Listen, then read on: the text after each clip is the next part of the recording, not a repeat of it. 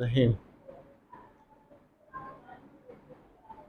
सबसे पहले तो मैं आपसे आपका शुक्रिया अदा करता हूँ कि माशाल्लाह इस खैर कार खैर में आप हिस्सा लेने के लिए तशरीफ़ लाए।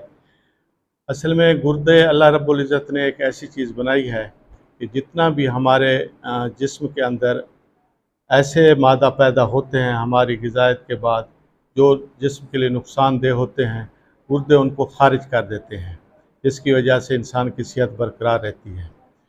अगर खुदा न खास्ता ये गुर्दे काम करना छोड़ दें तो वो जहरीले मादे जिसको हम यूरिया और क्रिएटिन कहते हैं, इसके अलावा और भी बहुत सारी चीज़ें होती हैं जिसकी वजह से इंसान के जिस्म पे असरात पड़ना शुरू हो जाते हैं, खून की कमी हो जाती है, भूख लगना ख़त्म हो जाती है और मरीज़ लागर हो जाता है।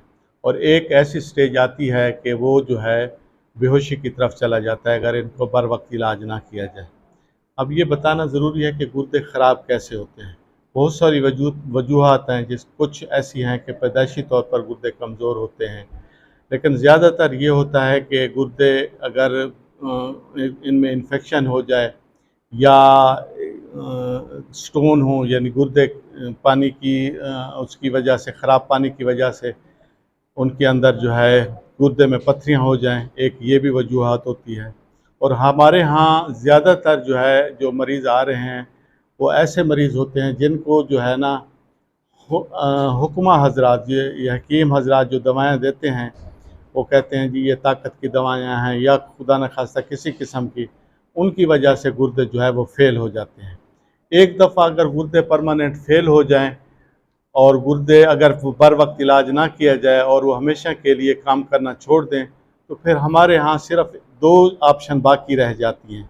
वो ये होती है कि हम उनकी डायलिसिस करें। डायलिसिस मशीन ये होती है कि वो एक आर्टिफ़िशियल, यानी हमारी बनाई हुई मशीन है।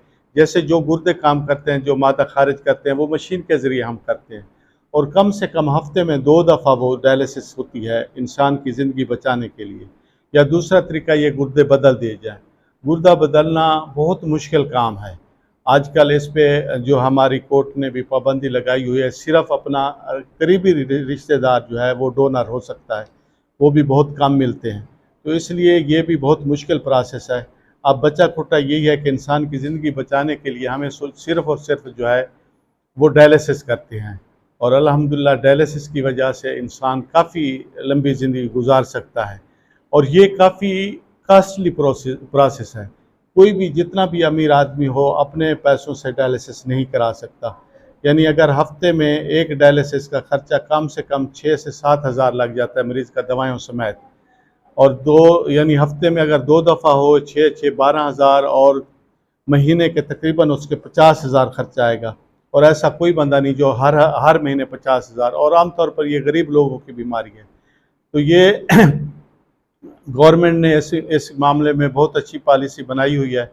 काफ़ी जगह ऐसे हैं कि ये मुफ्त डायलिसिस हो रही है और हमारे THQ का ये था कि हमारे पास कोई मशीनें नहीं हैं। हम रिक्वेस्ट करेंगे गवर्नमेंट से भी और मुखैर हज़रात से भी, कम से कम हमें 4 से 6 मशीनें अगर ये लग जाएँ तो इलाके के लिए हमारे लिए काफ़ी हो जाएंगी।